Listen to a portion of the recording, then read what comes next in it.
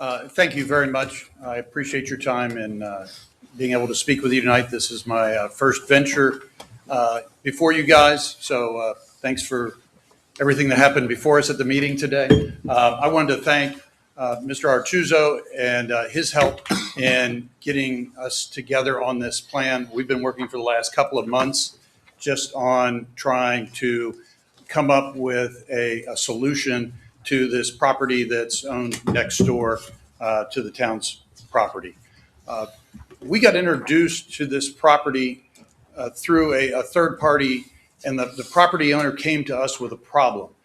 We've done work in other areas of the state of New York and elsewhere up and down the East Coast, where we try and come in and work in concert with governmental entities and coming up with solutions for problem properties. They heard about us and our work that we did with the village of Fredonia, where they had a long vacant building that we came in and refaced the building. It had been generating no tax revenue, so to speak, for the village. We came in, refaced the building, brought in all new tenants. We filled about 27,000 square feet with retail. We had construction jobs. The total of that project was probably close to $3 million with construction jobs that were generated in the community.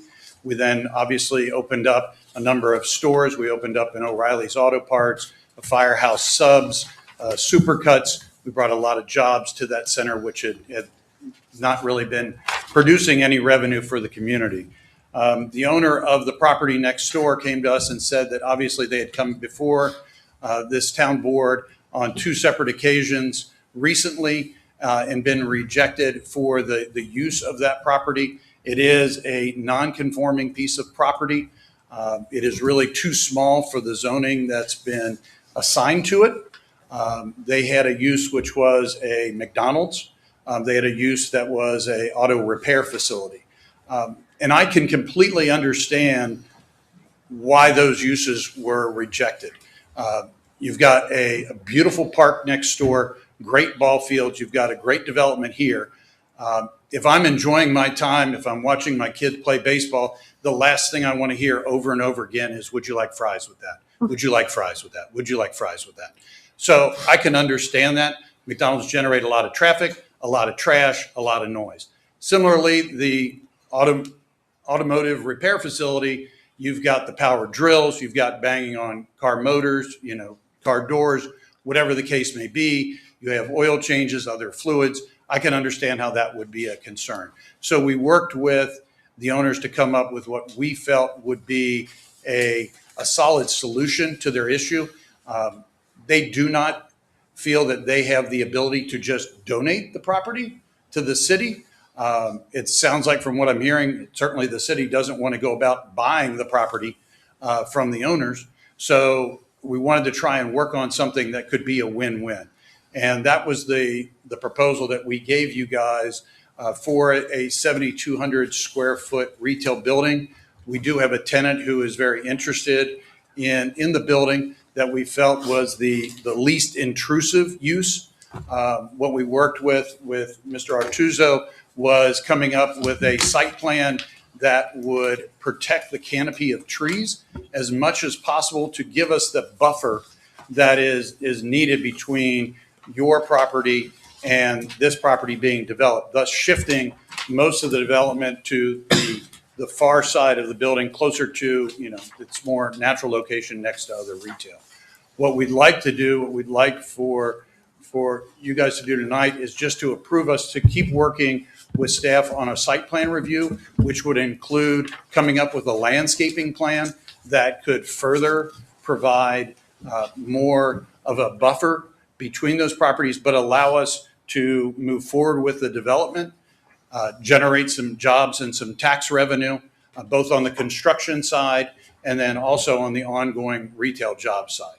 So I'll open it up to any questions that you guys might have. Yeah, you mentioned previously that you've been doing this with vacant buildings, but there's no vacant building here. This appears to be a massive clear cut to an area that people very much enjoy.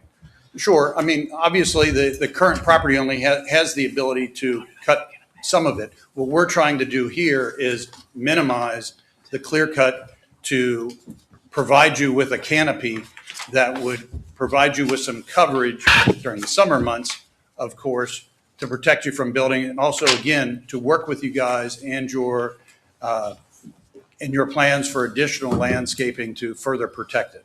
But we would not be clear cutting an acre and a half. There are going to be limits of disturbance. We're not going to go, as the plans that I gave you, there's about 75 feet of the rear of the property that we would not touch.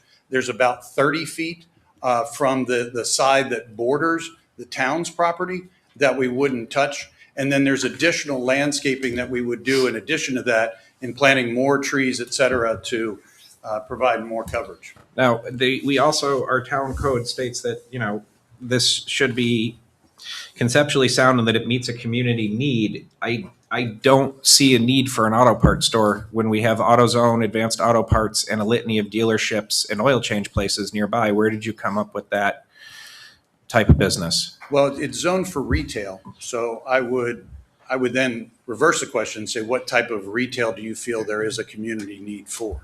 I mean, I don't know, but it's not I'm not trying to develop this property, so that wouldn't be my burden to bear.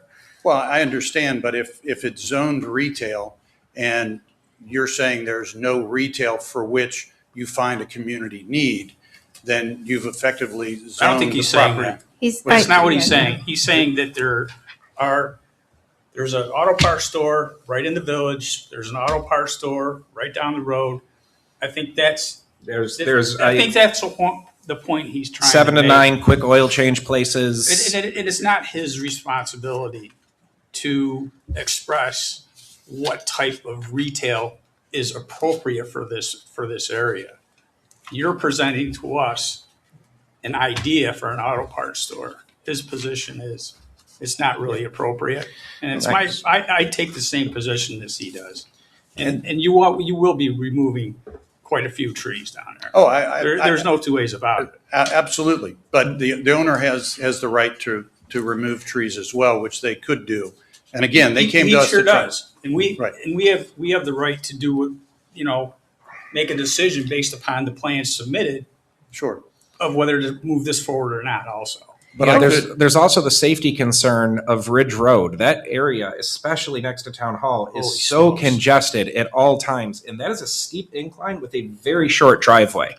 Like, that is just asking for somebody to get hurt. That was going to be my concern as well. I was on the planning board years ago when Mavis Tire came in. I think it was Mavis Tire at the time. And even at that point, the board agreed it would be better to find, the planning board agreed it would be better to find a different place because of that incline. And then the next piece of this is the town is working on the comprehensive plan, and you mentioned that this is a non-conforming parcel, and that can be addressed or resolved as part of the comprehensive plan. It would be a little dangerous, I would think, coming out with the incline that would be required to get in and out of that property onto Ridge Road. So for those two reasons, I think we should wait for the comprehensive plan to see what other potential opportunities there can be. And if your firm is good at finding resolutions for problem properties, maybe just find a different resolution for this one. Okay. Anybody else? No.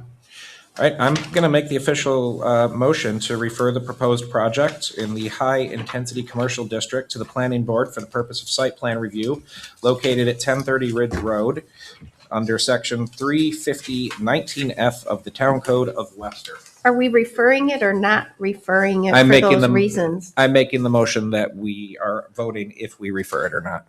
So the motion, if it's not going to be to refer it, a proactive motion, if there's anyone that supports that position, they should be making that motion. If there isn't, and the motion is going to be made in the negative, it's a little atypical, but in this situation, it would be necessary.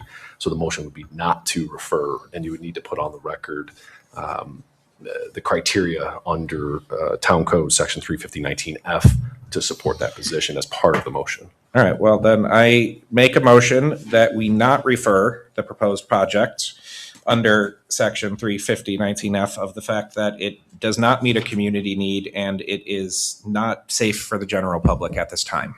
And I would say, I would also add that it's not in harmony with the comprehensive plan since that comprehensive plan is underway. I second. Supervisor Shaldo? I'm voting not. Yeah. So the resolution is not to refer. Correct. Then So then aye. it's yes. No, yes. Councilman Cahill? Aye. Councilman Wright? Aye. Councilman Hunter? Aye. Councilman Wagner? Aye.